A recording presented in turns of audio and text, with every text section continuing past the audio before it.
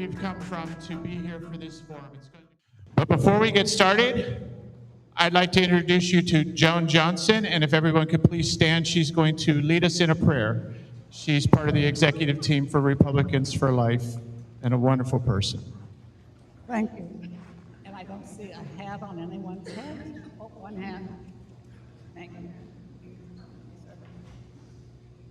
Heavenly Father, we thank you very much for your many, many blessings. We thank you that we were born in this country and that we're citizens of the United States.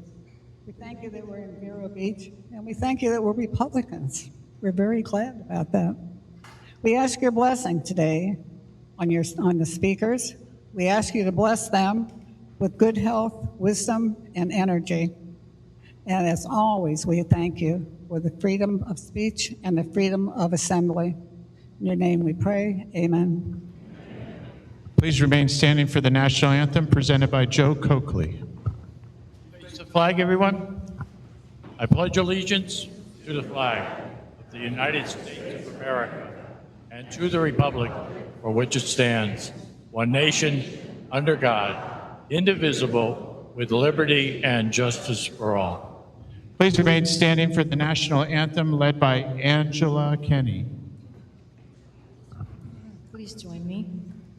Oh, say, can you see by the dawn's early light what so proudly we hailed at the twilight's last gleaming, whose broad stripes and bright stars through the perilous fight o'er the ramparts we watched were so gallantly streaming, and the rocket's red glare, the bombs bursting in air, gave proof through the night that our flag was still there. Oh, say does that star-spangled banner yet wave o'er the land of the free and the home of the brave?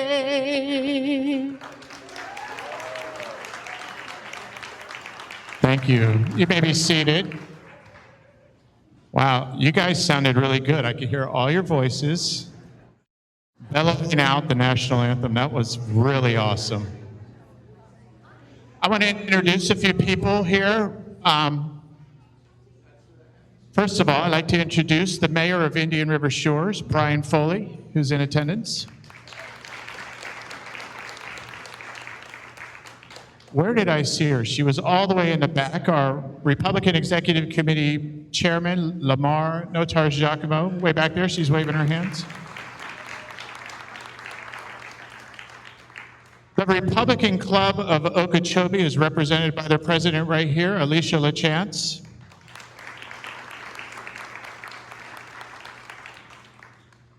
Our state committee man, Jay Kramer.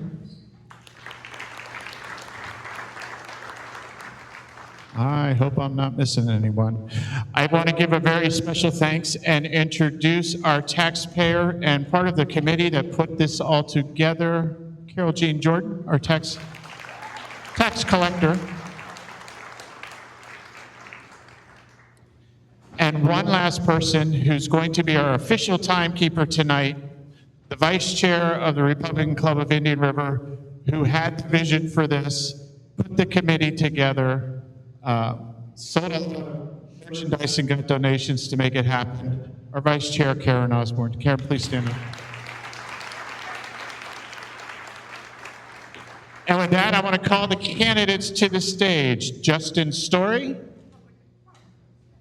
Marcus Carter, Dan Green, Ben Butler, Thomas Shalafo, Jorge Martinez, and Steve Rance. Please come, take a seat wherever.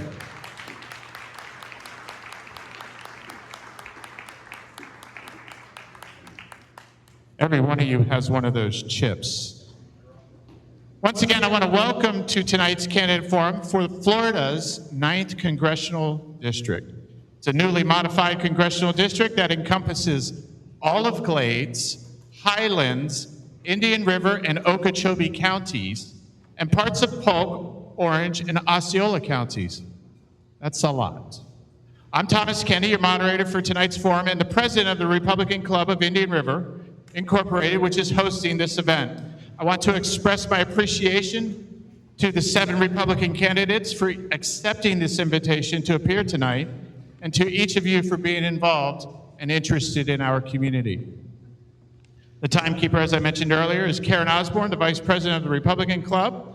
A yellow card will be raised when a candidate has 15 seconds left of his timed response as a courtesy notice. When time is expired, a red card will be raised, and the candidate is expected to conclude his response. Tonight's forum will be divided into 5 sections. First, each candidate will be given 1 minute to make an opening statement. Second, each candidate will be asked 3 randomly selected questions from a pool submitted by individuals, Republican Club members, and REC members here locally. Each question will be different and address a range of subjects. Each candidate will be given 90 seconds to respond to these questions. Also, each candidate has been given a chip to use if they want to add a comment to a question that was asked of another candidate during this section. This chip allows them 1 minute only to speak on that subject, and it is the only time they may use this chip. You guys have your chips? Hold them up. The World Cup chips. The U.S. hosted the World Cup, and it was a huge success under our great Republican President, Donald Trump.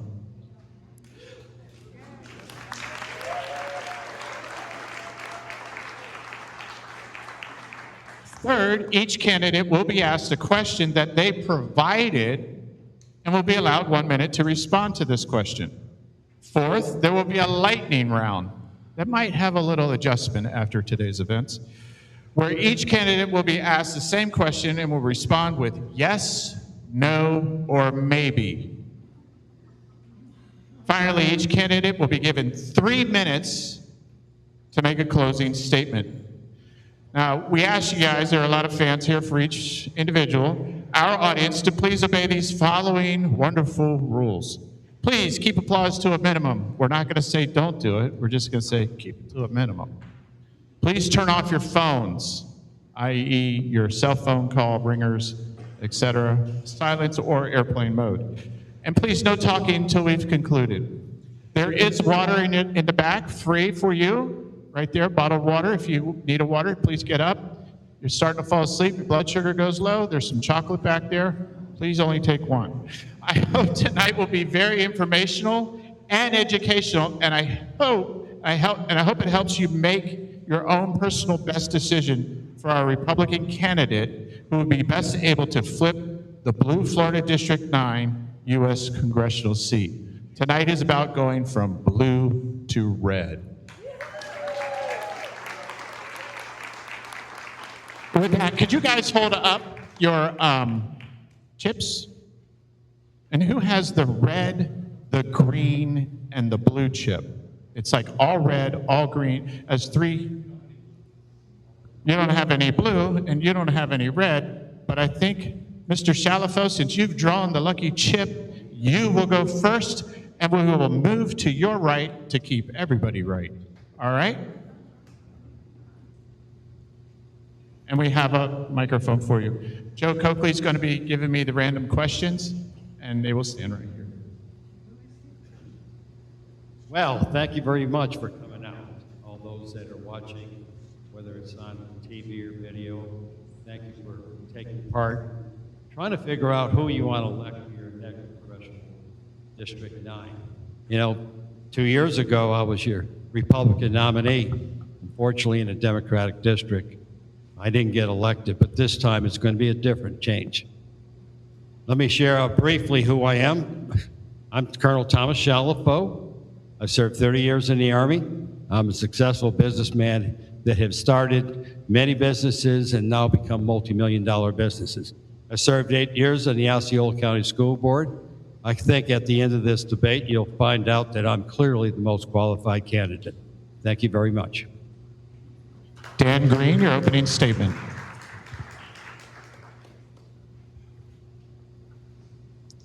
So nice to be with so many friends and neighbors tonight. I see a few former teachers as well.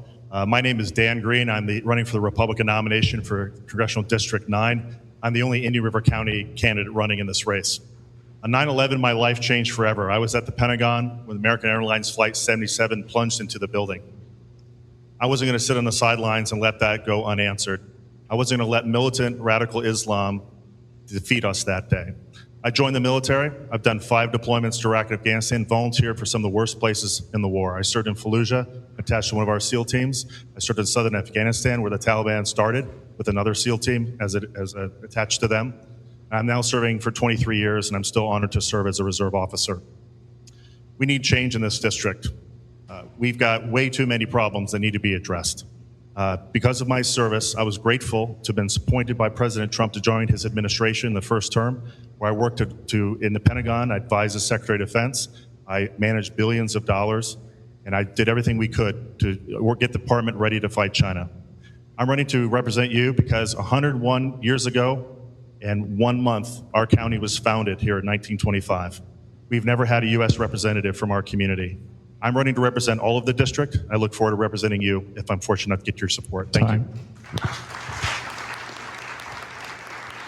Marcus Carter, your opening statement. Good evening. My name is Marcus Carter, and my campaign's real simple. Our country gets back into our hands when we stand up, we do what it takes ourselves. We stop relying on corporations and special interests to fund the options that we have on the ballot, and we do the work to ensure that our country remains of, by, and for the people, and that takes us doing the work. So for the past 18 months, I've been knocking on doors. We've knocked on more than 30,000 doors now, meeting voters face-to-face and building a grassroots campaign from the bottom up. I don't take money from corporations. I don't take money from special interests, and my entire campaign is powered by volunteers. That's all we work on, because when the citizens rise up and provide the leadership that their country needs from themselves, that's when our problems start finding solutions. And that's what I'm focused on. You know, we can talk about our debt, we can talk about Social Security problems, we can talk about the SAVE Act that hasn't been passed yet. There's a lot of problems that exist, and those problems exist because our politicians are doing what's good for their donors. And until we have politicians who are out to do what's good for the people that they're standing to serve, we're going to continue to have the same problems. So that I'm here to run to offer our district the opportunity to do something different. Thank you. Justin Story, your opening statement. Good afternoon, neighbors, families. My name is Justin Story, native Floridian. I live in St. Cloud, Florida, the same hometown I grew up in. 2001, I commissioned into the United States Marine Corps as a F-18 combat fighter pilot, flying missions over Afghanistan, flying missions over Iraq, bailing people out, taking our voice over to the terrorist head start right there. Did 3 more deployments over in our global war on terrorism through Iraq. I've done multiple throughout the theater, of course, active duty and reservist. I got into this race a year ago to take on Darren Soto and the Democrat Party because they do not represent Florida, they do not represent us. We took on this fight to make sure that he left office via our ballot, and of course, here we are after redistricting. We're all family now to make sure that happens. I appreciate you coming out. We're all strange, right? We're out on a Wednesday night doing politics. But hey, that's what we do to save a country. Thank you for caring, and thank you for coming out. Justin Story, I look forward to talking to you tonight. Thank you. Pastor Steve Rance, your opening statement. Hey, good evening, everyone. Glad you're here. You know, I wore this country's uniform for 20 years before I even stood here to ask for your vote. I took an oath to defend the Constitution of the United States, and I intend to take that same oath to Washington, D.C. You know, like many of you, I believe that Washington has forgotten about us. They get up there and they do their own thing. And politicians, they spend billions. They spend billions of dollars overseas, and they grow the federal government. While back here at home, our grocery bills are high, our gasoline costs are up, our insurance premiums keep rising, even though they say they're falling. And the families who built this country, listen, there's nowhere for them to turn anymore. Well, that's not the America that I fought for 20 years in the Air Force. I'm Pastor Steve Rance, and I come to you tonight to let you know that I'm a sincere individual. What I say, I do. If I tell you I'm going to do it, I'm going to do it. You're going to hear a lot from us tonight. I hope to be able to spread more. Thank you. Jorge Martinez, your opening statement.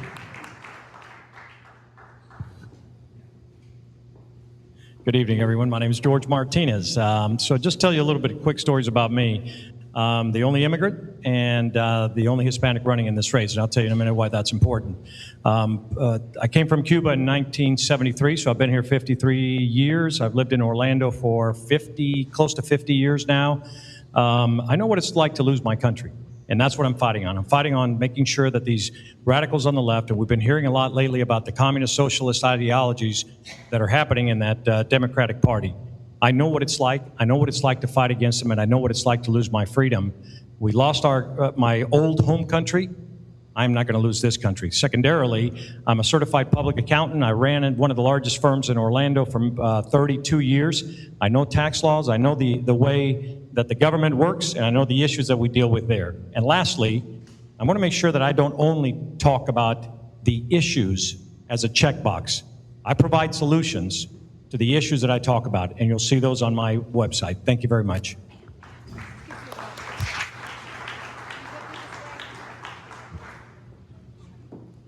Ben Butler, your opening statement. Well, good evening. My name is Ben Butler. I've been a dairy farmer for 22 years. 85 years my family has milked cows right here in Florida. Born and raised all my life. I'm now a cattle rancher. I grew up on my family's farm. Summers were spent running night shift, milking cows, helping while other people got vacations. I spent my spring break planting grass or harvesting hay or working cows on horseback. Ultimately, I went to the University of Florida, came back home, and managed my family's farm for 22 years. As part of that, I've signed both sides of the paycheck. I've understand the regulation, the alphabet soup of regulations that we have at our local, state, and federal levels. I've had a pile of experience that's been given to me as a small business owner. On top of that, I'm a public servant. I've served for the last 7 years on the South Florida Water Management District Governing Board, a taxing authority. Folks, it's time. Washington needs our local values. They need some farmer values in D.C. Folks, it's time to send a farmer to Washington, D.C. Thank you. Pass it to Mr. Shalafo. Oh. We're going to move on to the second round. This is the random questions. You guys got your chips ready in case you want to follow up? You get a one follow-up. Thomas Chalafo, please.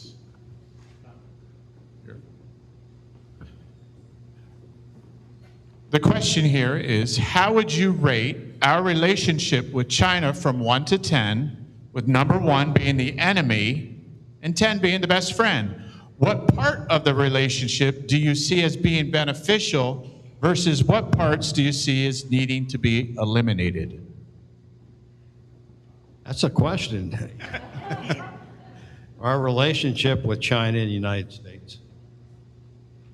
How would I rate that? One of the things that I always look at is we have to have worldwide peace, and we have to develop relationships with China, and China's trying to figure out how they can upset the United States. In a world, we have to work on world peace. We have challenges with China, and that, I jumped out of airplanes with the Red Chinese several years ago. Those people are just like us. It's the leadership that is the problem. China is trying to be number 1 in the world, and we're trying to keep China to be number 2. So it's really about developing relationships through leadership and protecting American soil, and protecting China from coming across into our country and taking our land and taking over our businesses, and also about interfering in our election. Ladies and gentlemen, it's a challenge. There's no easy solutions, but I'll make good decisions based on intelligence. Thank you. Dan Green has already decided to use his chip. You have 1 minute, Dan, to share your views. Appreciate it. Our number 1 national security challenge, or national security threat, is China. There's no doubt about it. When I served in the Trump administration, that was my #1 focus on how we could defeat communist China. They're competing with us from nanobytes up to space and everything in between. They're stealing our intellectual property rights. They're buying our farmland. They're persecuting Christians. They are investing in our media. They're undermining the will of our country. For me, my #1 security challenge is to focus on getting America ready for this. We're going to make sure we deter them, and if we have to, we're going to defeat them. There's no accommodating with China. They're choosing to fight us. We're not choosing it. I guarantee you we're going to win it. Thank you.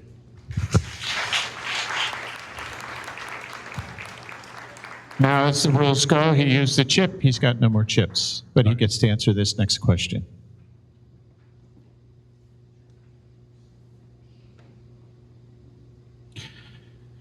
How does the proposed fiscal year 2027 National Defense Authorization Act, U.S.-Israel Defense Integration Provision, affect our growing alliances in the Middle East? Israel and the United States share a lot of common values and a lot of common enemies as well. When it comes to Iran, we're on the same page. When it comes to radical Islam, we share the same goals.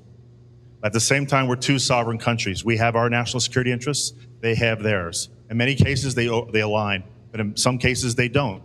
I'm absolutely opposed to any effort to integrate our forces. I don't think that's going to happen at all. But we have a collaboration with them. I remember serving in Afghanistan. We used an Israeli-designed mortar system that was brilliant. It automatically would go to the target. We didn't have to winch it. We didn't have to move it. There are a lot of things we benefit from in this relationship, culturally, economically, and politically. But we have our own path to chart. We're our own national security, and we need to collaborate and work with them, but we have our own separate interests. Thank you.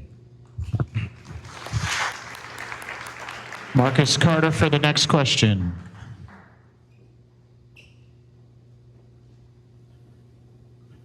President Trump has made great strides consolidating Middle East alliances and enlisting Arab countries in the Abraham Accords.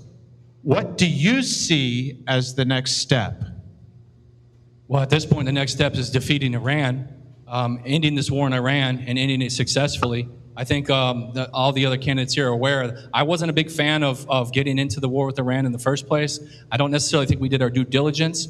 Let's be honest, back in, what was the end of January, they said this was going to be 4 to 6 weeks. Here we are 5 months on. That's something that I warned against. But at this point, the cat's out of the bag. And Iran is the biggest threat in the Middle East, and the biggest detriment to having peace and cohesion in the Middle East is Iran. So now we have to finish the job we started. We have to have a regime change almost at all costs at this point. Like I said, we've already made the decision to go to war. The cat's out of the bag. Now we got to finish what we started in Iran. Thank you. Justin Story, here is your randomly selected question. Marco Rubio says 70% of Cuba is owned by a military corporation, which controls 18 billion of the country's assets. This corporation has been funding the Democrat Socialists of America and financing anti-ICE protests. Secretary Rubio describes it as a state within a state. How would you end this subversion in America and return Cuba to its people? Great question. So we do not want communism in our back door. A lot of you grew up in the Cuban Missile Crisis. I was a little young for it, but of course, we do not want that. We did an excellent job of removing Nicolas Maduro from Venezuela, and we're trying to get rid of that communist regime as well. I know Cuba, I know a little bit more about this than I should, but they would provide troops to Venezuela, and then Venezuela would provide oil to Cuba to support this secretive military government. We have to put pressure to get rid of that, ladies and gentlemen. It is a cancer in our backyard. I'm not a fan of communism. You see how it infiltrates our Democrat Party, it infiltrates our policy, and then it infiltrates our politics, to be honest with you. So yes, I would be a fan of putting pressure on that and making sure that it does not exist in our backyard, and finally freeing our hemisphere of this scourge of communism. If you look, ladies and gentlemen, election after election, whether you talk Peru, Argentina, Colombia, They're all turning to freedom when they have free elections, and that's what we should press for, whether it's in Venezuela or in Cuba. So yes, we have to do away with these militant communists, especially if they own a country right 90 miles off of Key West. Thank you. George Martinez wants to use his chip. Go I know ahead, you're sir. shocked. 1 minute. Shocked that the Cuban is probably going to talk about this issue. So look, the easiest way to get rid of the Cuban government, and what Marco Rubio said is absolutely correct. We have to get rid of them. The way to get rid of them is simple, and I don't know why the United States hasn't done it. We just get rid of their international banking codes.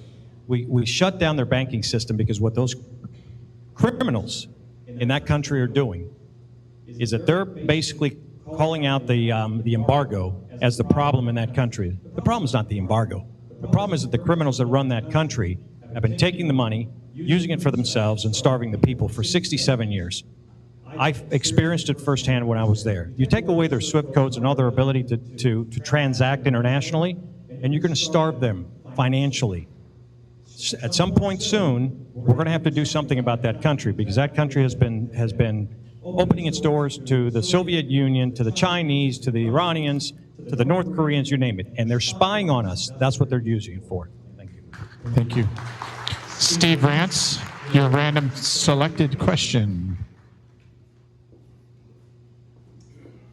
Since 2006, we have not had a federal budget approved. Budgeting has been done by continuing resolutions and has caused government shutdowns.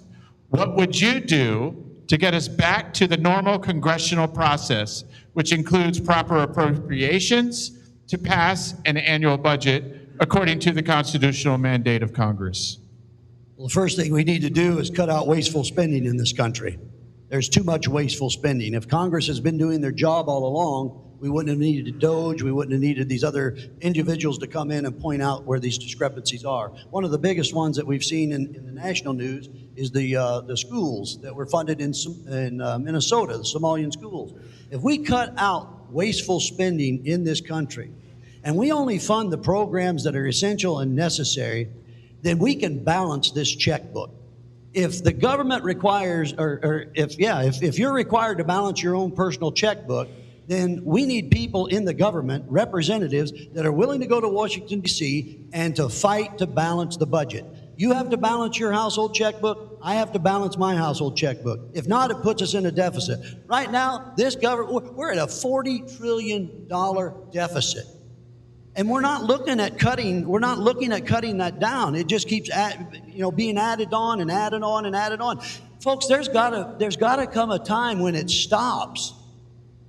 You just can't keep printing money and throwing money at the problem. We need representatives in office that are going to stand up and challenge this, not become a part of the Washington machine, but listen, if you're not a part of the solution, you're a part of the problem. And when you elect me to Congress, I will go and I will be your voice and I will be a part of that solution. And we will fight for balanced budgets. Thank you. Marcus Carter would like to respond to that question as well. Yeah, I 1 minute.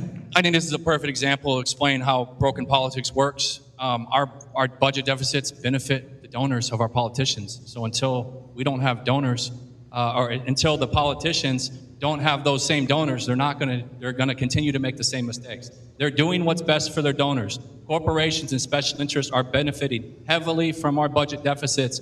That doesn't stop until we have politicians who aren't bought and paid for by corporations and special interests. Now, how to specifically fix the budget?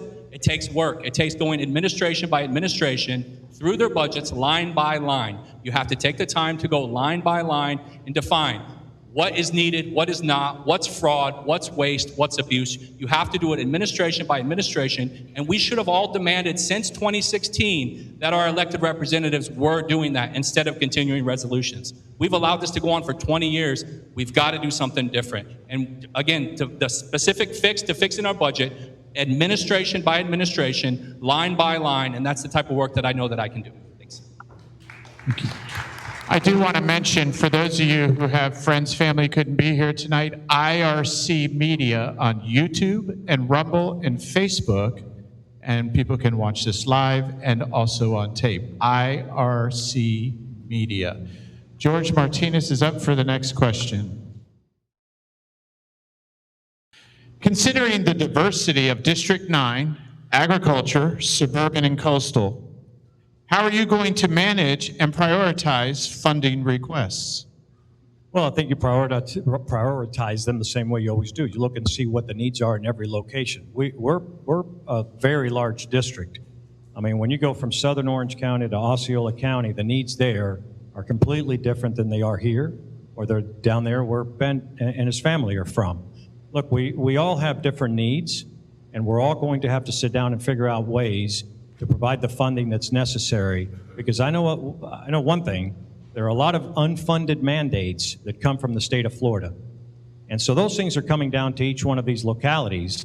Well, guess what? Unless the state of Florida creates a fund and they step up to help with some of these things. I know, like here, for example, we have the issues that we deal with the lagoon, or we deal with the conversion of septic to sewer. Where's the money going to come from? I know people here have been asking for assistance with some of those. Well, you know, in the end, we have to prioritize. We have to figure out what the number one item is that we need help with and work from there. Because in Orlando, in that southern part of Orange County, Osceola County, one of the biggest things that they're looking at is continued support for the airport, continued support for road and infrastructure. And so we're going to have to figure out ways to do that. In the end, look, folks, the only way to do it is to sit down and talk with the local leaders, understand what their needs are, and figure out ways to develop grants at the federal level to be able to support our local communities. Thank you.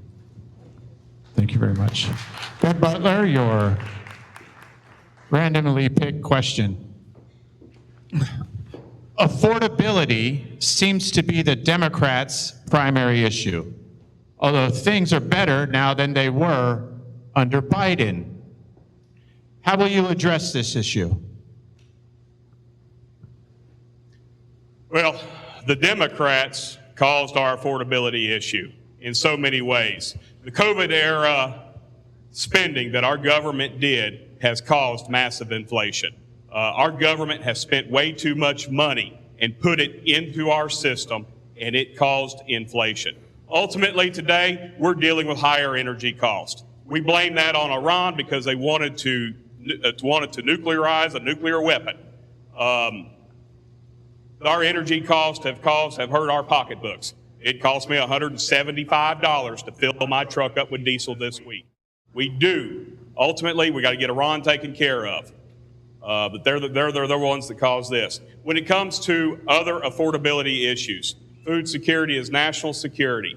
When we talk about pocketbook issues, we talk about going to the grocery store.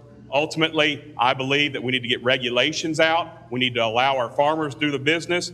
Our businesses are hamstrung by regulations.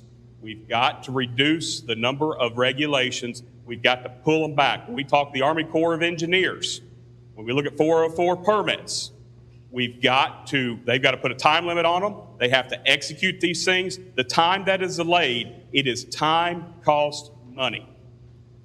Ultimately, we've got to rein in the Biden era spending, and we're working on it. And I go to Congress, I will continue that and hold our government accountable and reduce our government spending.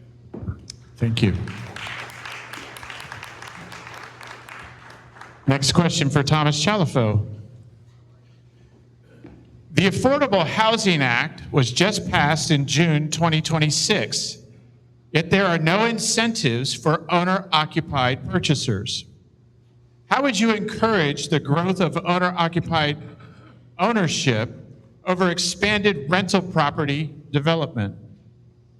What was that last part of it? How would you encourage home ownership over expanded rental property development? The main issue, I've been in the building business for all my life. My father was a small home builder. The real issue with affordable housing starts with Congress. The wasteful spending every year, the cost of living continues to go up. How do we solve that in getting first-time home buyers and affordable housing? The issue starts with, as contractors, we experience increases in costs, increases in subcontractors, the cost of government regulation locally is running between 25 and 30% of the cost of a home. So what can we do to fix it? Another issue is we have a significant shortage of untrained skilled labor, carpenters, welders, masons, electrical, the list goes on. The problem we have is we have to invest. To fix it, we have to invest in our workforce, skilled labor. We have to look at local government and ask them, what can we do to reduce the amount of regulations and bureaucracy? When it takes you 2 years to get a permit and then closing it out takes 6 months, that just adds to the cost of housing, and it adds the cost of commercial construction, which I do mostly of. So it's a real problem, but the problem starts in Washington. The cost of everything continues to go up, and the only way you solve that is we got to cut the waste, fraud, and abuse in Washington. Thank you.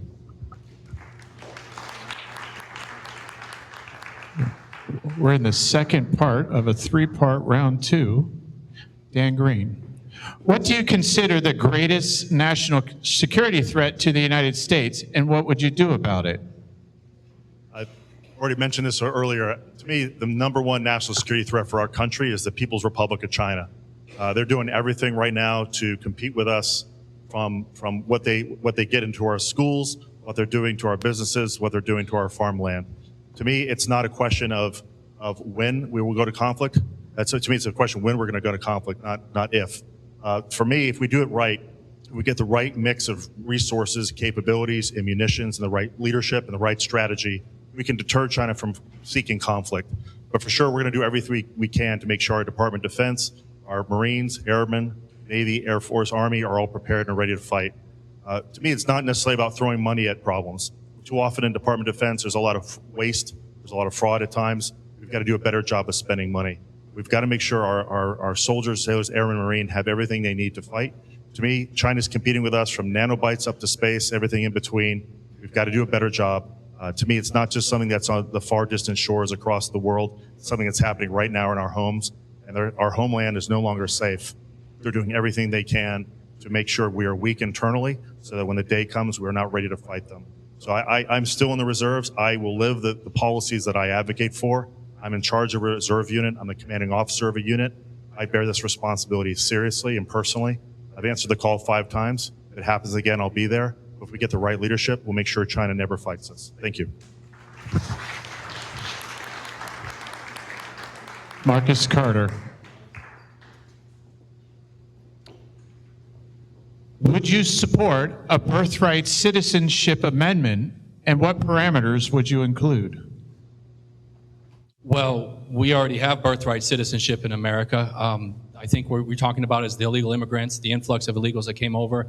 I thought we already declared an emergency on the southern border. I thought we already declared that this was an invasion, meaning that if you had a child after you invaded a foreign land, why is that child entitled to birthright citizenship? To me, that doesn't make any sense. So I don't think we need to change anything in the Constitution in terms of birthright citizenship. We just need to treat this specific instance that's taking place with the invasion of illegals into our country, a non-military invasion of our country is what it was. And we've already declared that emergency on the southern border. So to me, it only seems rational that if you came across the border illegally as part of that invasion and you had a child, that child doesn't become a U.S. citizen, the child leaves with you. Same thing as if it was a military invasion. If China came across the West Coast and came across the Pacific and invaded California and they were there 5 years or 10 years and somebody had a kid, is that kid all of a sudden a U.S. citizen? Or when China leaves, we're going to make that U.S. citizen leave too. So when we make these illegal immigrants leave, I think we're perfectly justified without violating the Constitution to have those children who were born on U.S. soil leave with their family as well. I really think it's that simple. I do want to touch on housing because I do have a minute. As far as housing goes, I actually have a really unique plan. I'm a veteran as well. I served in Iraq and Afghanistan. I have a VA certificate. If you guys don't know what that is, I can basically walk into a bank and get a home loan. And it's going to be backed by the full faith and credit of the United States government. This is a program that has been wildly successful for veterans that has not cost the government a penny. It's a free program, essentially. All they're doing is banking with their products. So we can offer that to all U.S. citizens is what I was advocating.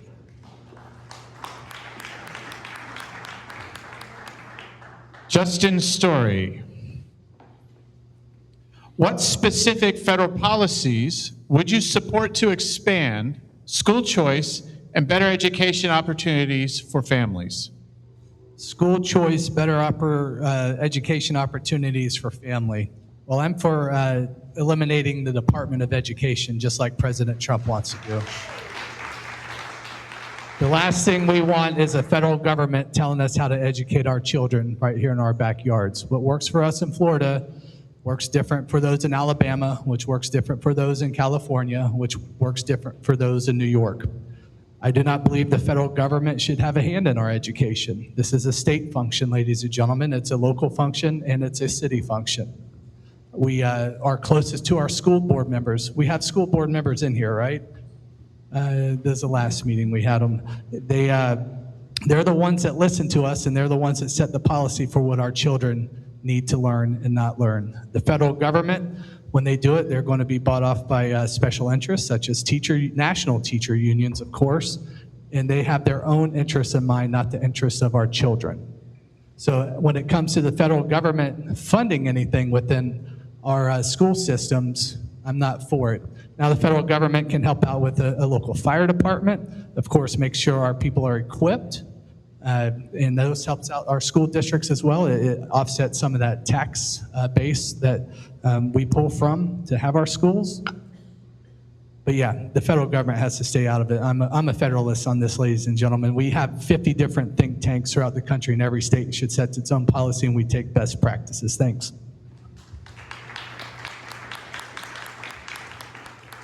In case you're wondering, our county commission candidates and school board candidates are across town at their own forum being drilled.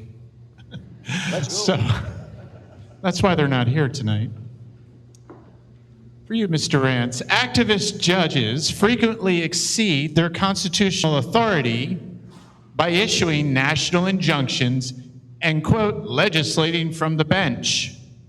What would you do to restore the proper constitutional balance between the executive, legislative, and judicial branches of the federal government? First off, we've seen what happens when these so-called judges interject their ideals against the President of the United States, and they become more powerful than the executive branch of government. Congress needs to step in and flex their muscle and say, this is not the way the system is designed. Here in the state of Florida, when you see a judge get out of line, you've seen Governor DeSantis remove that individual off the bench. And I believe it can be handled at the federal level the same way. When we see a judge that's overreaching and doing those things that they're not supposed to be doing, one, that judge needs to be held accountable. I've said this all along. No one's above the law. Even the judges are not above the law. They need to be held accountable for the decisions that they make. But at the same time, we need to have a legislative body in place that can remove them, set legislation. If they're not going to work within the means of the responsibilities that they have sworn an oath to, and they overstretch that, they overreach that, then they need to be removed. I want to go back and touch a little bit on something else too. I wanted to touch on the Housing Act. We've talked about not having enough housing in this country, but yet in Miami, 300,000 illegal immigrants are there taking up housing that could be given to others. We're going to touch on that in a minute. I just got the red light here, so we'll pass it on. I'll come back to that. I'm going to finish your thought, or? Okay, George Martinez. What is your position on data centers in Florida and nationwide? My God, who's drawing these questions? I think we went through this last night at another debate. So the issue that I brought up yesterday regarding data centers is that my position is the genie has been let out of the bottle. So they're coming. Now, they may not be coming to this location, but they're coming to Florida without a doubt. So my position yesterday, and exactly what I said was, we need to find local, state, and federal regulations on how we're going to deal with these things. Because the data centers are part of our national security. Without these things, Think about all the supercomputing that goes on in this country. All of the things that we use. Some of us for small, simple tasks, using ChatGPT, which I used to use at my business to write a simple tax letter. But there's a lot more going on. And if we don't keep control of that, the Chinese are coming up. We've just had several individuals stand up here and talk about the Chinese threat. Well, let me tell you, that part of the Chinese threat is with supercomputing, with technology. And if we don't use these data centers the way they're supposed to be used, then we're going to have problems. So my position is simple. They're going to be needed. We just have to find a way to regulate them in such a way that they don't create the impact that we're all worried about, right? We're worried about water, we're worried about electricity, we're worried about any other effect that they may have on the areas that they're in. There are places where these things can be put, and that's what we're going to have to deal with. We're going to have to deal with national and state and local regulations to deal with those issues. Thank you. Thank you.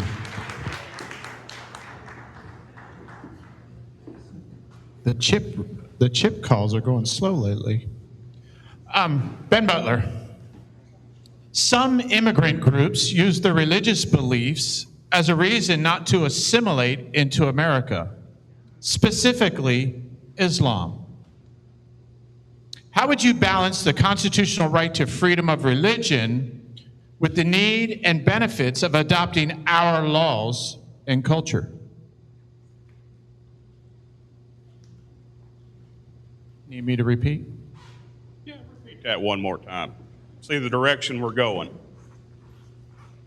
Some immigrant groups use their religious beliefs as a reason not to assimilate into America, specifically Islam. How would you balance the constitutional right to freedom of religion with the need and benefits of adopting our laws and culture? Ultimately, at the end of the day, if you're an American citizen, you're an American. We have our First Amendment rights. We have the right to freedom of speech. We have the right to freedom of religion. That is guaranteed to each one of us. That is part of our Bill of Rights. It is the First Amendment for a reason. As Americans, we have developed our own set of rule of laws. We must follow those laws. Congress, that's part of our job, is to set policy and follow those laws.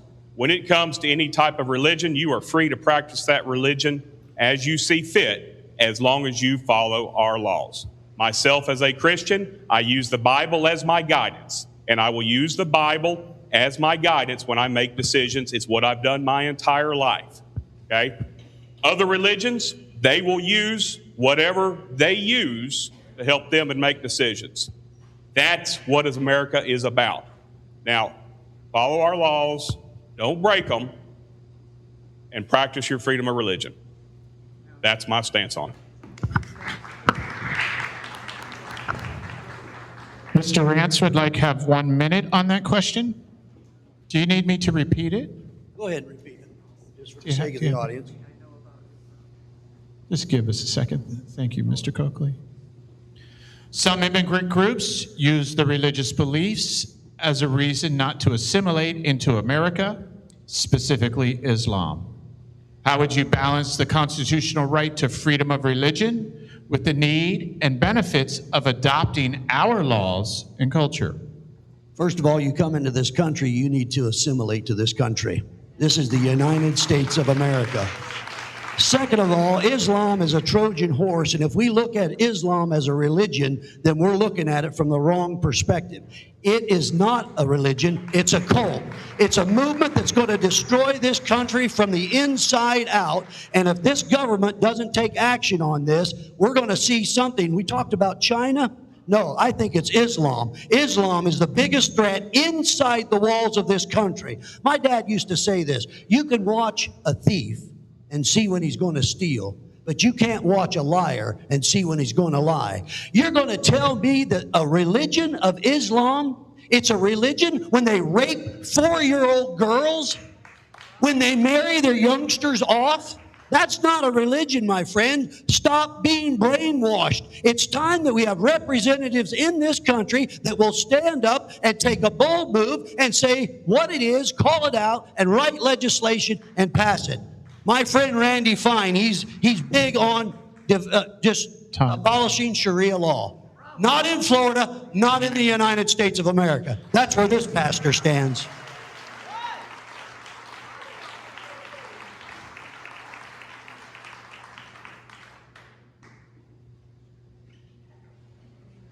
Second Amendment. Mr. Shalafo. This is the third part of a three-part round here. So those of you who haven't used your chips, this is your last chance. Second Amendment. Would you be willing to sponsor federal legislation to prevent state or local government outreach with excessive red flag laws and administrative requirements? Absolutely. You know, the Second Amendment should not be limited by the states, by any counties or cities. It's one of our most precious amendments, the Second Amendment, the freedom to bear arms.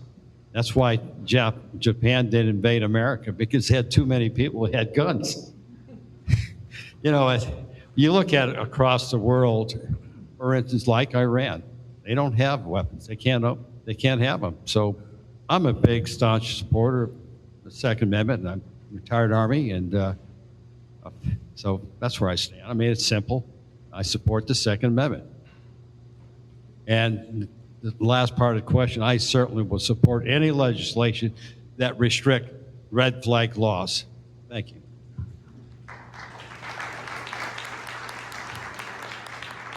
Dan Green. If elected, what will be your top 3 legislative priorities? What actions do you expect to take to advance these priorities?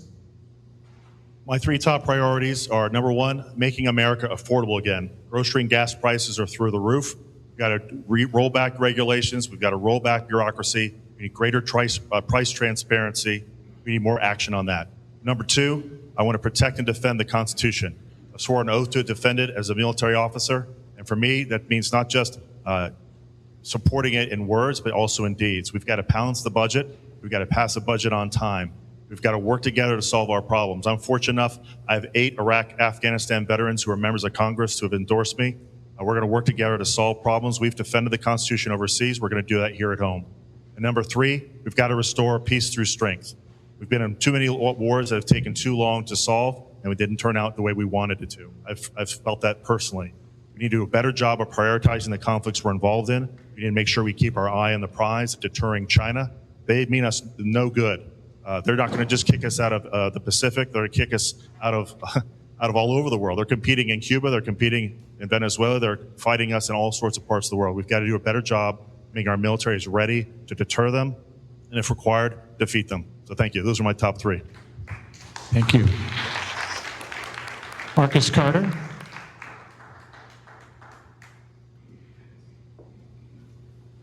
After President Trump's last primetime speech regarding election integrity, besides supporting the SAVE Act, what other actions do you support to keep our elections honest? It's a good question. There's a lot of things we can do. I think it starts, honestly, it doesn't start with legislation. Yeah, we need the SAVE Act. Obviously, we want to have voter IDs. We want to make sure Americans are the only people voting in elections. But I think it actually starts with us. It doesn't start with legislation. It doesn't start with the government. It starts when we change our own attitude and our own perspective on what of by and for the people actually means in the first place. What does it mean to be a self-governed society? Does it mean that we sit around, again, we've done this every 2 years. Every 2 years, the same thing happens. So you got candidates on the stage, one gets elected, he goes up to Washington, everyone's disappointed. 2 years goes by, we just keep going around and around and around we go. That's the cycle that has to change first. The first thing has to change is Americans need to recognize that for America to get back into the hands of the American people, it takes more from the American people themselves. And I believe if we start getting there, then we won't have this problem with cheating. We won't have the problem with mail-in ballots is another issue where we have, I think Donald Trump just actually signed an executive order today on mail-in ballots as well, which is another huge problem in our with election integrity. I'd also talk about the media. You know, over the weekend, we were supposed to have I got notified on, I don't even know if I have time to say this, but we got notified on Friday about a debate that WESH 2, the NBC affiliate in Orlando, was going to have, that 3 of us on the stage weren't invited to. Only the people who made enough money So there's election interference between the media as well. We can call that out as well. I mean, the list really goes on, but I do think it starts with us. I think it starts with when we change our own attitude to realize the way we've been doing things doesn't work. We've got to change how we're approaching our government. Thanks. Thank you.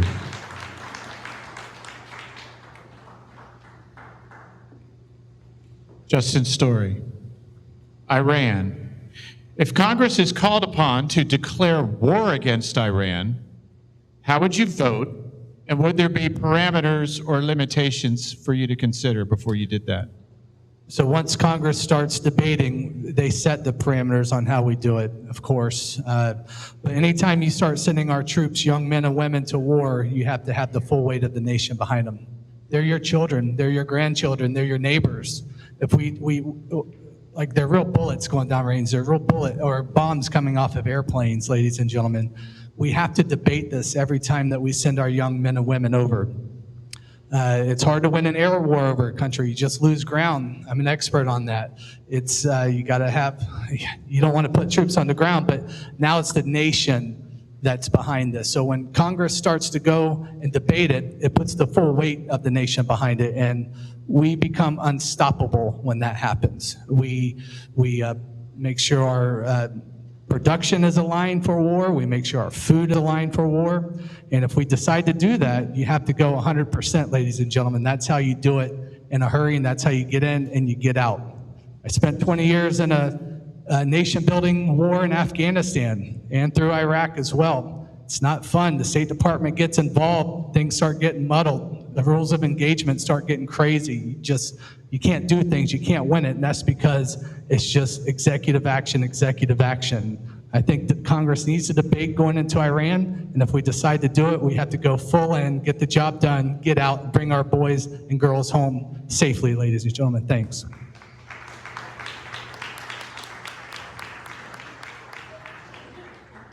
Steve Rentz, your question.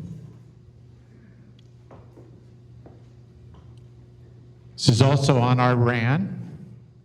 How do you see decision-making happening in Iran?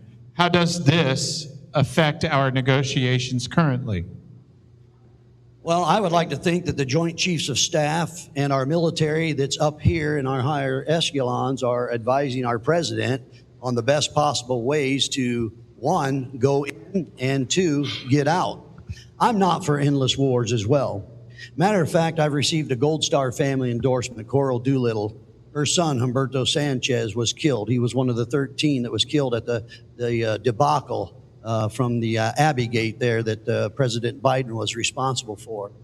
And she knows my feelings on how I am not just to freely go in and give military lives on the line for something that is an endless war. I am not for endless wars. Let's talk about this Iranian war for just a moment, if you will. President Trump made a decision that no other president was willing to make over the past 47 years because of what Iran has done to America. This country has chanted death to America time and time and time again, and it's also a country that cannot be trusted. So what President Trump, with the intelligence that we're not privy to on this stage, okay? He has the intelligence that comes to him. He got us into this for a particular reason. We would not be having this open forum tonight if Iran had capabilities of a nuclear warhead. It would be devastational, and they would use it. Look what they do on their bordering countries. They bomb them like crazy when they don't get their way. So this president decisively has gone in to do something to protect America and America's national security. We must protect American lives. We're in it, and we're going to win it. Just give it some more time. Have faith in this president of the United States.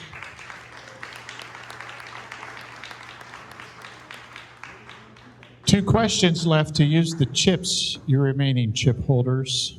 Who are the chip holders? I know. No. Cannot borrow a chip. No trading. Iran again. One of the most unstable regions in the world is the Middle East, and Iran is one of the greatest causes of the instability. So how do you see this situation being resolved? Well, the resolution over there has to be to continue to build the team that we're building right now. I mean, we have Israel. We have a lot of the Middle East countries that are involved. And look, folks, I know we've talked a lot, 3 questions now about Iran. And the question always has come up as to, do we do it? Should we have done it? Should we not have done it? Look at what it's done to gas prices. And the one thing that I always bring it back to is, think about what would happen if that country was able to develop a nuclear weapon. Did we not learn anything from what happened in North Korea? You know, Little Rocket Man, I love that name. Little Rocket Man developed his nuclear weapon.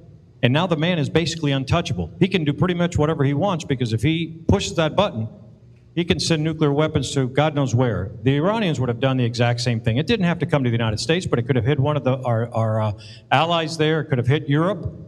These people have been attacking us indirectly for years.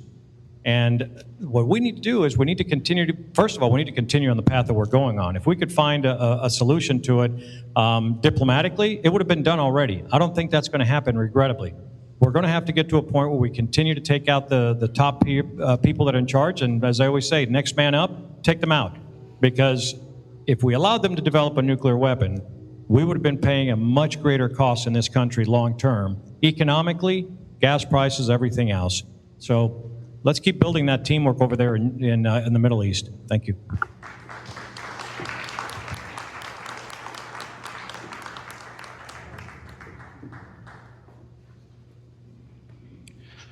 This will be the last question in the first round of questions.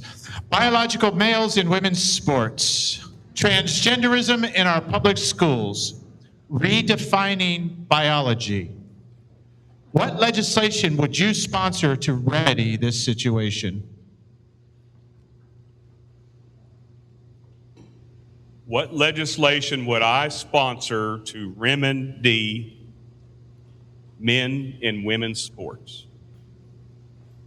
Number one, folks, common sense tells me a man's a man, and a woman a woman.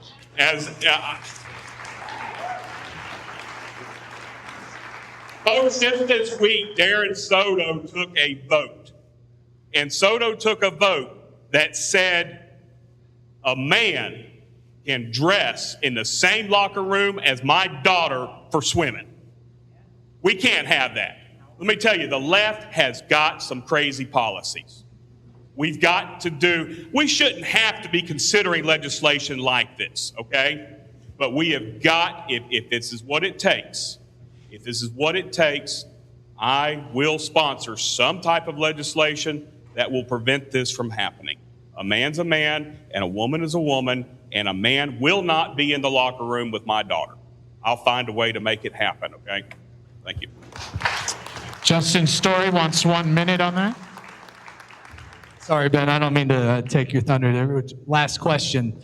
Man as a man, man as a woman. You have a Supreme Court justice that can't define what a woman is, ladies and gentlemen.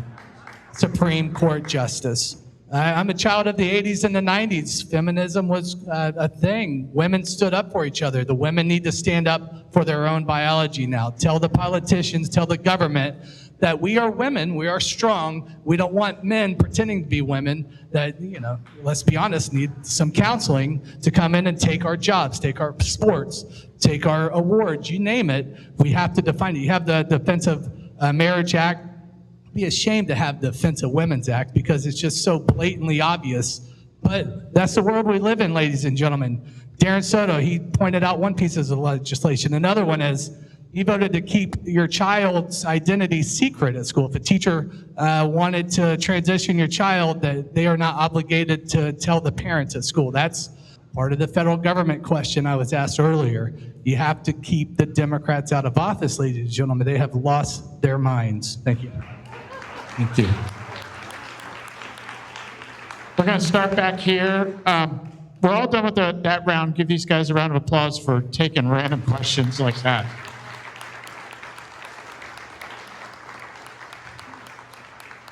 Once again, we do have water in the back. They're free. I hope there's some chocolate left.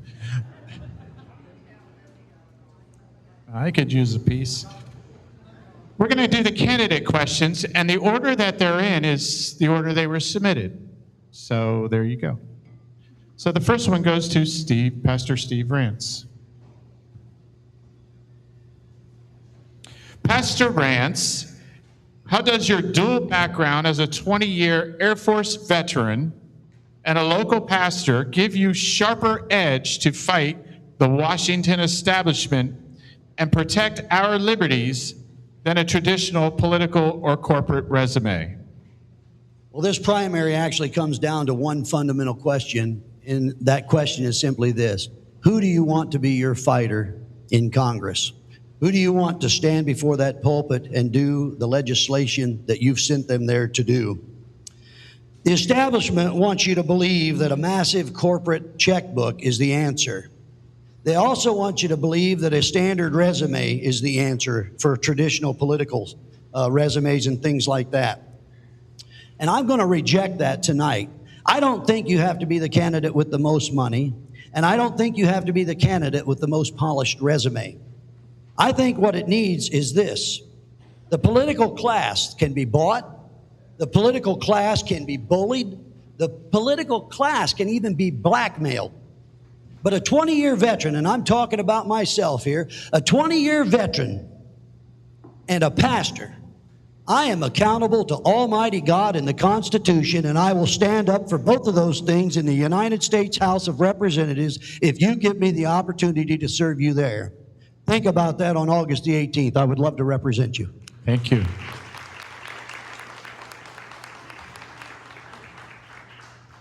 I should mention these are, again, they're 1-minute answers. Justin Story, your second. What are you grateful for in your run for Congress? So when they asked me to do this question, I figured I could get up here and bounce my gums more about me or just say thank you to you. It's the patriots like you that come out to these forums that make a difference. So I'm grateful that Americans, I have a chance to stand up in front of you and ask you for your vote. I'm grateful to my wife. I'm grateful to my mother and all the other volunteers that helped us get onto the ballot. I'm grateful to all of course, our donors that helped us get this far. I always approach it in a sense of gratitude because it's not about me, it's about you. So once again, I thank you for allowing me this opportunity, and I'd be grateful if you allowed me to go to Washington to represent us. I think we're all men of character, and of course, we're all fighters in this world when it comes to politics. But I wanted to approach this question and, of course, our campaign with gratitude. So thank you. Thank you. Next question is for Ben Butler.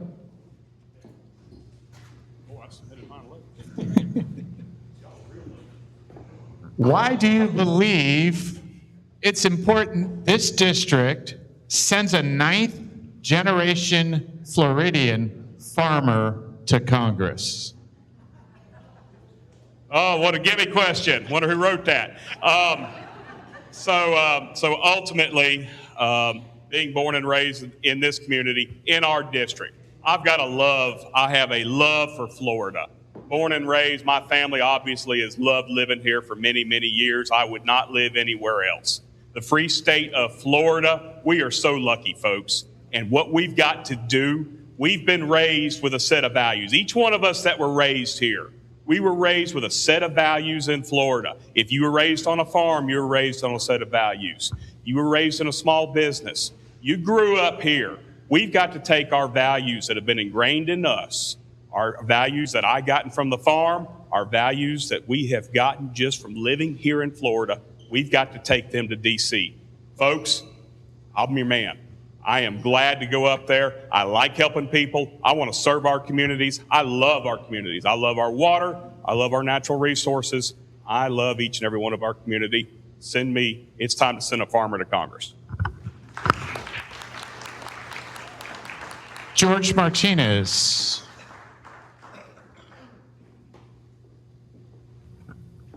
What life experiences have prepared you for being a congressman, and how does that differentiate you from the other candidates? Life experiences, well, I mean, the obvious one, that's being an immigrant to this country. I can talk about several other ones, being a certified public accountant, a lifelong businessman that understands tax laws. But let me just go back to the first one for a reason. And that is that I know that Indian River is new to this district. And if you don't know, the Hispanic vote in the general election in this district is going to be somewhere around 35%. It was almost 45% in the old district. So in order to win the general election, you have to reach out to those folks and you have to get them on your side, because a lot of those votes are not Republican, they're Democrats. So my life experiences as an immigrant to this country, building the American dream for myself and for my family, is one of the things that really differentiates me from the rest of these gentlemen. They've never experienced what it's like to lose their country. They've never had to live under communism. I have. I know that a lot of the voters in Osceola County and in other parts of our district have, and I think I'm the one that can reach across there to win in the general election. Thank you. Thank you. Next question for Dan Green. As the only Indian River County candidate running for Republican nomination for CD9, how did growing up here influence you, and how would you serve as our congressman? I grew up in Indian River County. I grew up playing in the Pocahontas Park next door. Some of you may remember they had a jet from the Korean War you could sit in. Now it's been moved up to a museum. Growing up here, there were several people who influenced me greatly. One is Coach Billy Livings. You know, we have the Billy Livings football team. I was at Vero Beach High School when he was a coach. He taught me a lot about leadership. Number two, I think about Scott Owens. He and I grew up together. He was killed in the bombing of the USS Cole in Yemen by Al-Qaeda. I think about his patriotism and sacrifice. But I also think about my mother. I don't know if I should share this with you, but my mother loved Julio Iglesias in the 1980s. She taught Spanish, and I was about 7, and I went down to the Orange Bowl in Miami to attend the Julio Iglesias concert. Let's be frank, child abuse laws were a little different in the 80s. But my mother loved Julio. I used to tease her. She'd say, "Oh, Julio, Julio." She loved Julio Iglesias. So I grew up with a mother who taught Spanish, who loved other cultures. To me, our district is a wonderful opportunity. Yes, it's huge, but what great people we have. I look forward to representing you and earning your vote. Thank you so much. Thank you. Thomas Shalafo. Your question is, what is the first bill you would file in Congress? First bill is a balanced budget. Why do I think balanced budget has got to be the first priority? Look at what's going on in inflation. Look at the cost that we see when we go to the grocery store. Look at how the affordability is just extremely difficult for most Americans. Florida represents the highest foreclosure rate. Ladies and gentlemen, everybody in this room has a budget. Why doesn't Congress have a budget? Why can't we have a balanced budget? Why can't we spend less than what we take in? That's got to be a top priority. You know, I see people that work for me and people that I hire and subcontractors, and I see how they struggle. You know, if we can't balance our budget, then we're really going to be, you know, there's going to be very rich and there's going to be very poor. Ladies and gentlemen, thank you very much.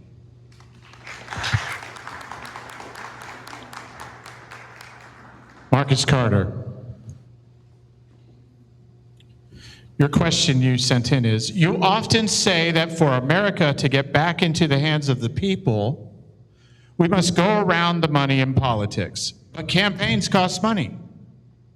Can you clarify your position on money in politics and how you see campaigns being successful in lieu of that money? Yeah, well, obviously campaigns do cost money. It does cost some money. It doesn't cost the millions of dollars that's been flooded into this campaign. And when you have that much money in there, you have to ask, what are the conditions that come along with that? You know, when a politician is funded by corporations and special interests, we've all seen it our whole lives. Their politician is going to make decisions based on their donors and not based on their constituents. That is the poison in our system that creates the dysfunction and the corruption that exists in our government in the first place. So how do you get around that? What does it take to actually engage with members of your district? You know, when I first started this 18 months ago, it was just 3 counties. It was a little bit easier to say this. We can go around to 3 counties, we can knock on all the doors, but that's what you do have to do. You have to build teams of volunteers from within the community. We have to get citizen-driven efforts to realize what of, by, and for the people means, and we have to go out and do the work and engage with the public to build something new from the ground up. That's exactly what I've done. That's why we've knocked on 30,000 doors in the past 18 months, and I'm really looking forward to the opportunity to offer this district the chance to follow a grass. Those are really good questions about themselves. Give them a round of applause. This is our last round coming up. Before I say that, remember on YouTube, Rumble, Facebook pages, IRC Media.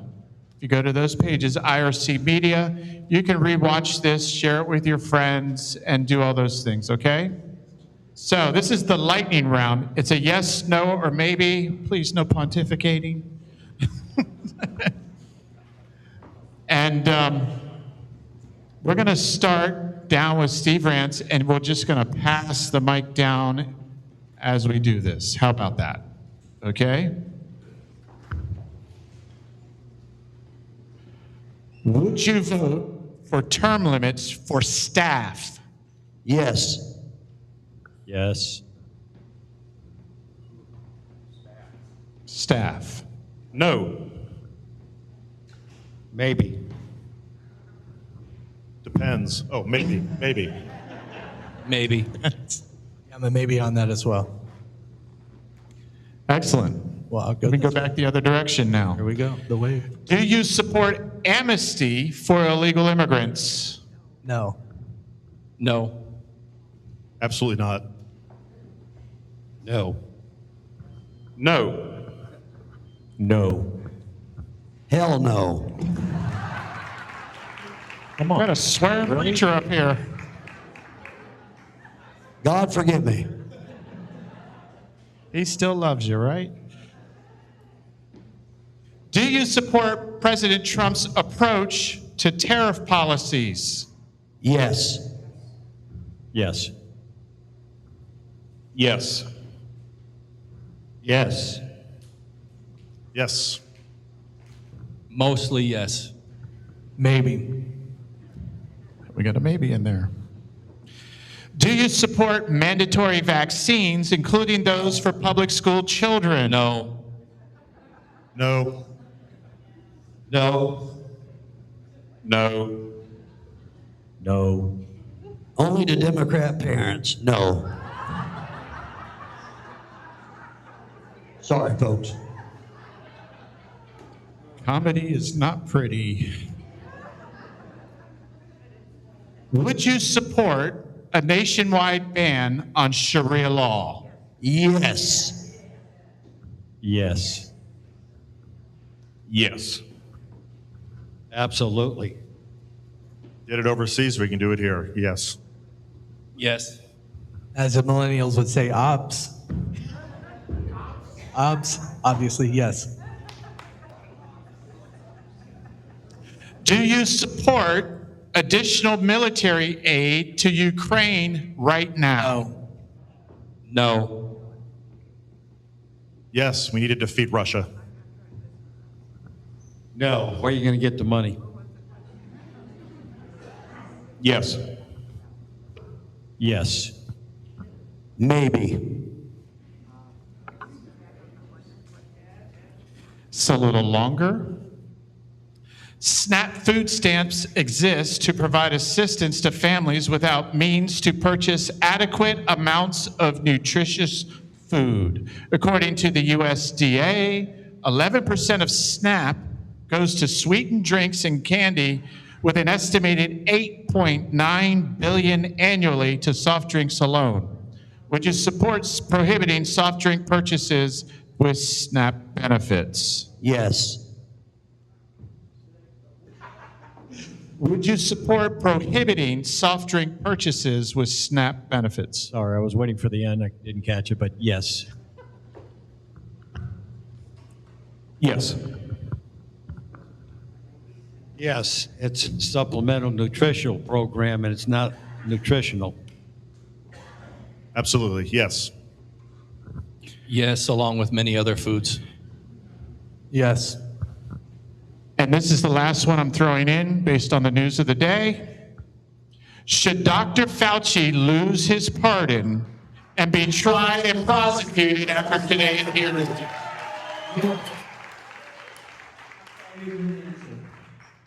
Sorry, I said yes. I also say yes, he was pardoned before he was charged, so I don't see why we can't charge him now, because how do you pre-pardon somebody in the first place? Yes. Yes. Yes. Yes. I take the fifth. Yes. Get rid of that guy and try. Oh my gosh.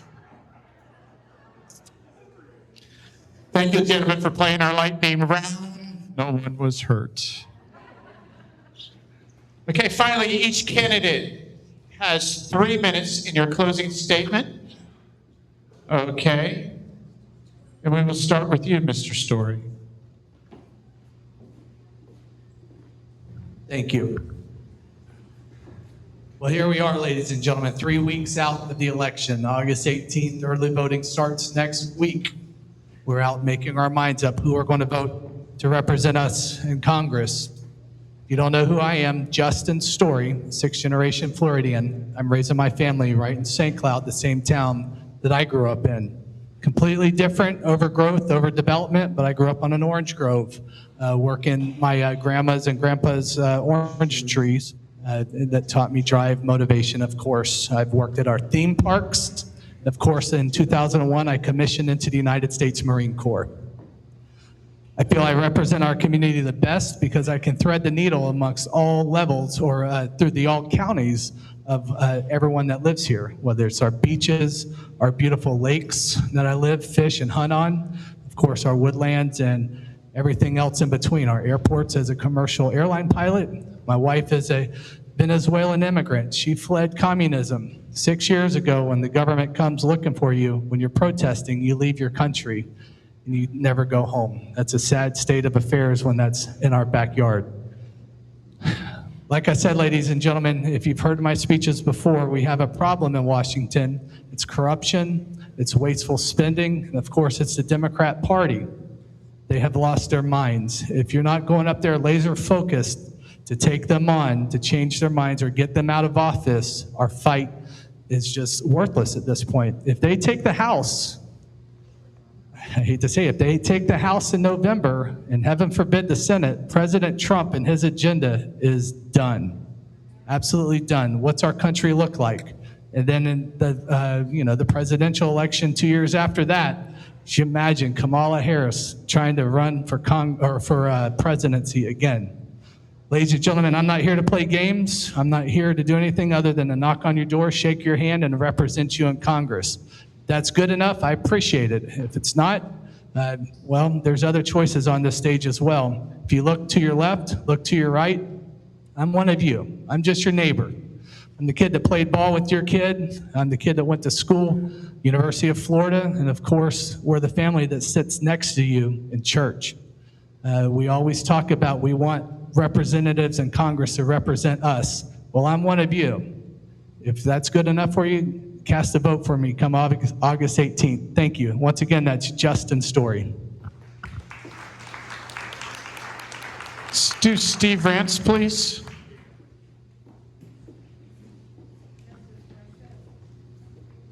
Well, before we close tonight, let me just take a moment and talk to you a little bit plainly.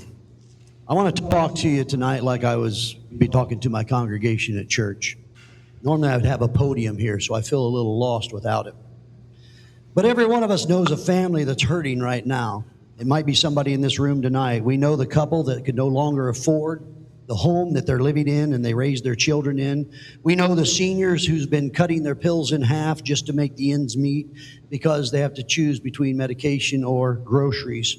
We know the young family that wonders if they'll ever be able to have enough money to put down and purchase their own home. These are all common things that we feel and we hear in conversations.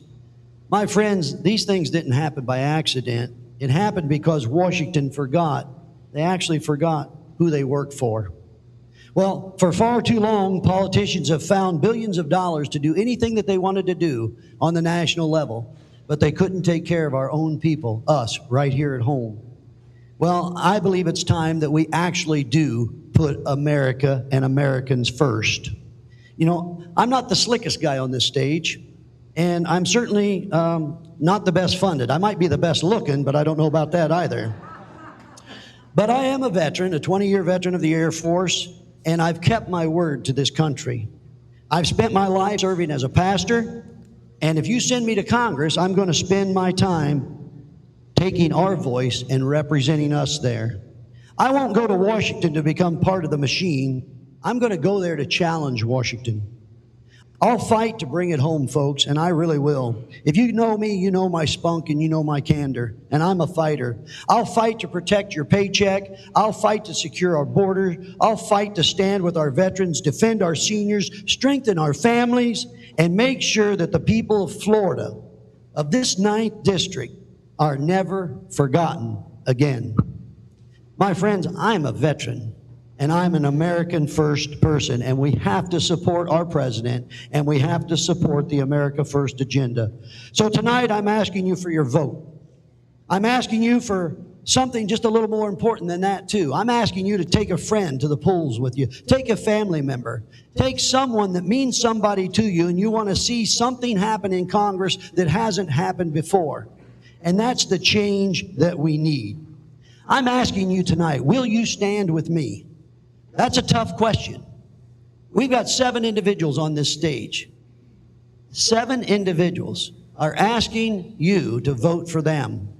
And you have to do your part and make a tough decision on who you want to represent you for the next 2, 4, 6 years. I signed term limits. I'm coming home after 6. I'm not a career politician. It's not for me to live off the government. On August the 18th, I ask you to vote for me. God bless you, God bless Florida, and may God continue to bless the United States of America. Let's bring Marcus Carter up, please. We'll work our way to the middle. Well, thank you for coming out and informing yourself on the options you have this election. You know, I feel like America is facing some challenges very similar to what the colonists in the 1770s were facing, where there was an elite force impending upon their rights and their freedoms to the point where they broke. They had to do something. They had to realize we have to stand up and we have to do this ourselves. I believe we're facing a similar challenge today, and it's not a king, but it is the elite. If you learned anything from Donald Trump, it is the system is rigged for the elite at the expense of everyday Americans. And until we stand up and do something different, that is going to continue. And nobody is coming to save us. We have to stand up and we have to save ourselves. Much like in the 1770s, the colonists stood up and said, we can no longer live under the tyranny of this king. The American people need to stand up and say, we can no longer live under the tyranny of our corrupt government and over the elite's control over our government. Now, the good news is we have a constitution, which means we don't have to pick up arms. We can do what I'm doing right now. I spent 4 years in Afghanistan. I spent 1.5 years in Iraq. I can tell you right now, I've never felt more like I was serving my country than what I'm doing this right now. When we're out knocking 100 doors a day in 100-degree weather, we've done 2 summers in this campaign. We got started in January of last year. I'm doing the work it's going to take. Vote for me or not, one thing that I'm certain of is the pathway that we're on is the pathway the American people need to get on to get their country, truly get their country back. Otherwise, the decisions, our debt's going to continue, Social Security is going to stay broken, we'll continue to have forever wars. All of the things that are taking place and the decisions that are made that benefit the elite, benefit the corporations, benefit the special interests that fund our politicians to be there in the first place, all of that continues until we decide we're going to do something different. And that's what I'm really proud about, is standing up and through demonstration, through going through the motions. I'm not sitting here complaining about it. I got up and I did the work myself. And that's what more Americans need to be doing. So, look, I'm just one guy. There's 562,000 elected positions in America. I don't want to stand up here and make promises of things I'm going to do in Washington. I think you guys got a pretty good idea. I'm a conservative guy. I got conservative values. Everything's really common sense when you come down, break it down and think about it. But the promise that I will make is this. If elected, I will make it my #1 mission to ensure that every election, every elected office that exists in all 7 counties of this district, we have a grassroots candidate who's going to do the hard work it takes to get around the money. We're going to get, we built software. I don't pay subscription fees like these other guys for the voter software. I built my own program. I can share that with other candidates. We can share the experience that we've had, the knowledge that we've gained through this process. We can use the power of the incumbency to invite a new wave of leadership, because that's what America needs. America needs new leaders to stand up, and I'm looking forward to the opportunity to finding those leaders, promoting them, and helping us get the representation that we deserve. Thank you. George Martinez, your closing statement. Well, thank you. I want to do something I never do, and that's read a prepared statement that I've been working on for a while, because I want you to understand exactly what is in my heart and what I feel. You know, this election is not about results. It's not about rhetoric. It's about getting something accomplished that hasn't been accomplished in a long time. I stand before you as the only Hispanic and immigrant in this race. My family came to America because this is the greatest nation on earth, a country where hard work, personal responsibility, and freedom make the American dream possible, the dream that I'm living right now. I know what socialism and communism can do to a country. I lost my former homeland. I will not lose this one. I promise you that I will fight to ensure that our American way of life and freedoms entrusted under the Constitution are protected for us, our children, our grandchildren, and for many future generations. I built my American dream the right way. As a certified public accountant, I've spent my career balancing budgets, solving financial problems, understanding tax law. I know the difference between responsible spending and waste. I know how government policies affect families, workers, entrepreneurs, and retirees, because I've lived it every day. I'm not running to become another career politician. I don't need to be a politician. I'm running to bring real-world experience to Washington and deliver practical, conservative solutions. I've developed legislative ideas to help first-time homebuyers lower the cost of purchasing a home by reducing unnecessary expenses for home ownership, making home ownership more attainable. You know, I propose strategies to increase American oil and natural gas productions so we can lower energy costs. We've talked about that today. And I've advocated for greater transparency in health insurance and grocery pricing. I believe in lower taxes, fiscal responsibility, secure borders, public safety, protecting our constitutional freedoms, and creating an economy where businesses can thrive and families like yours can thrive. You know, in Washington, I will use my understanding of finance and business to make government accountable to taxpayers who fund it. If you want someone who has lived the American dream, understands the economy, and has the experience to fight for conservative solutions to improve your everyday life, I respectfully ask for your vote. You know, together we can protect the values that make this wonderful country the exceptional country it is, not just for us, but for so many future generations. So if you believe in me and you believe in the ideas that I bring to this campaign, I ask that you vote for George Martinez on August 18th. Thank you very much. Thank you. Dan Green.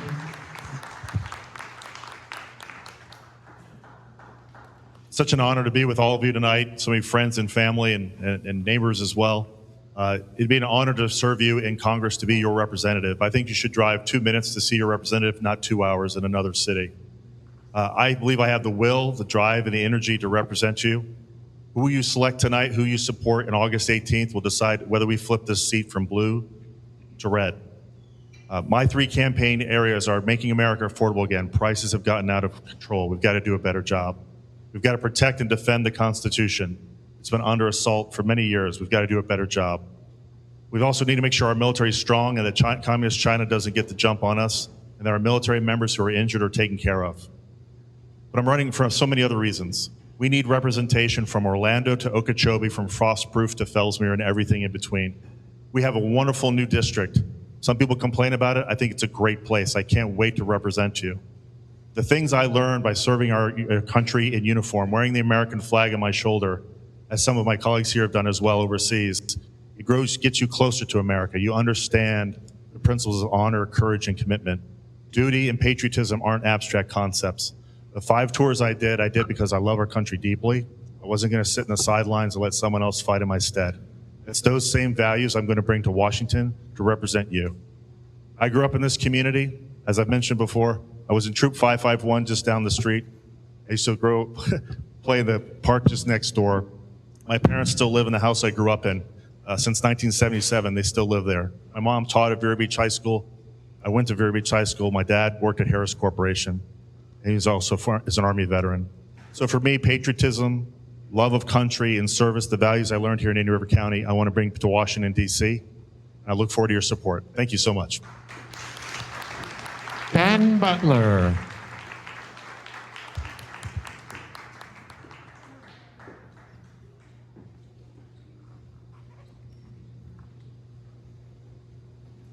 Folks, I don't have any prepared statement for you this evening, which is not normally me. I normally spend a lot of time in preparing and getting ready for these type of things.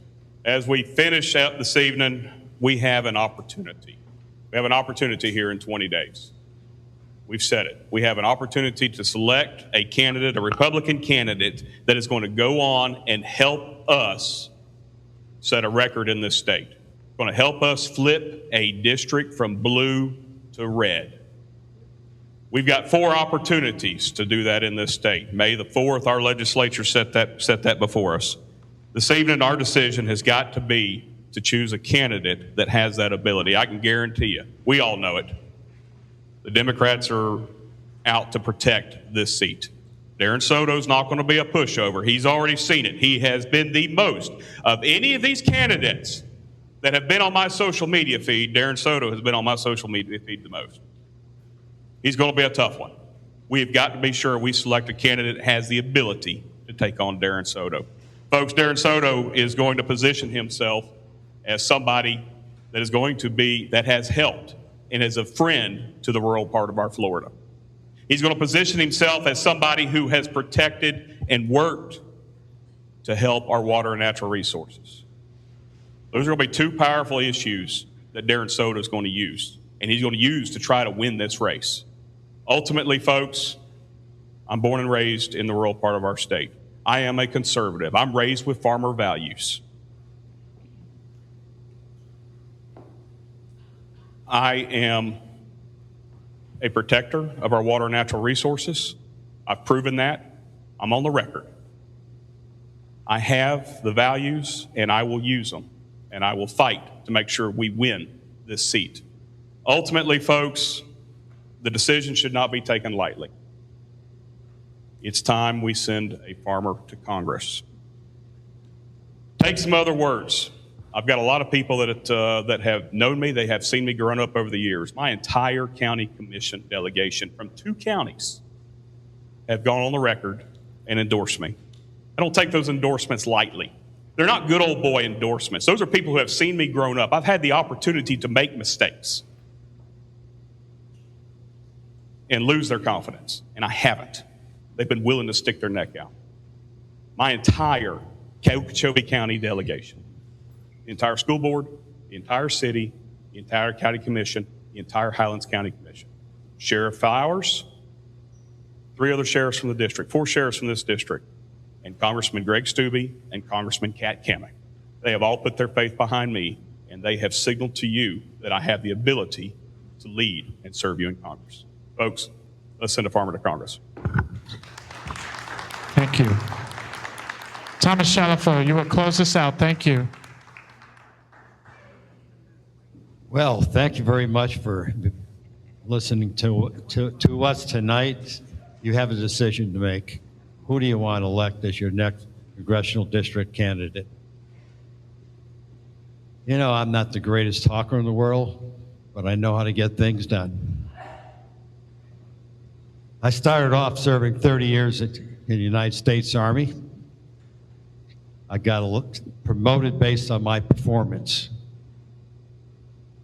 I left the Army off of active duty and started businesses from ground zero. I didn't have $1 when I started, but I sure worked hard and worked long hours. That's the American dream. So I'm concerned about the American dream for every person in this room, particularly our children and our grandchildren. As a businessman, I made a lot of decisions to make a business successful. I sacrificed. Sometimes we didn't have enough money to make payroll. I didn't get paid. But you know, ladies and gentlemen, when we go to Congress, our biggest concern right now is how the government spends its money. And it's doing a very poor job. How can a young man like Nick Shirley go to Congress and share with them how he found corruption and fraud? Why can't Congress do that? Why can't they fix the problem? Because you know, ladies and gentlemen, many of those congressmen have never signed the front of a paycheck, have never run a business, doesn't understand what accountability is.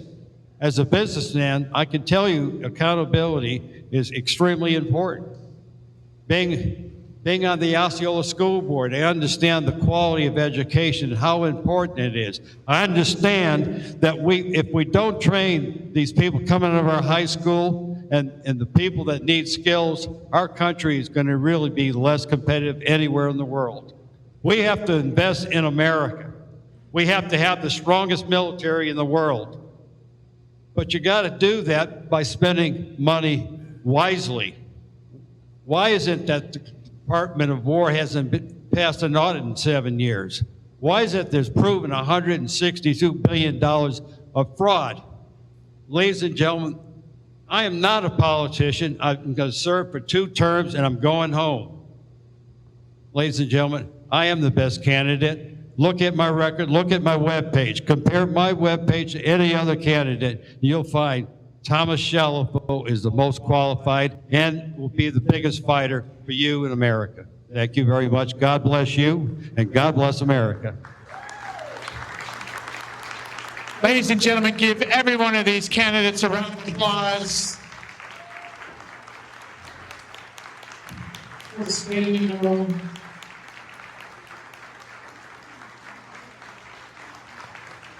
Wow.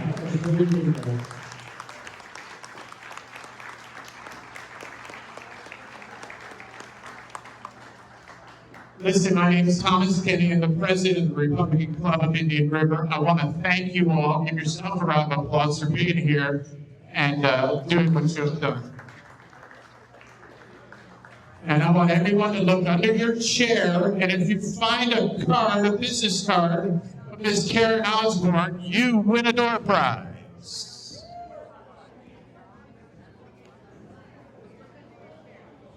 Yeah. So if you find a card, a Republican Club of Indian River card under your chair, taped to the bottom, you win a door prize.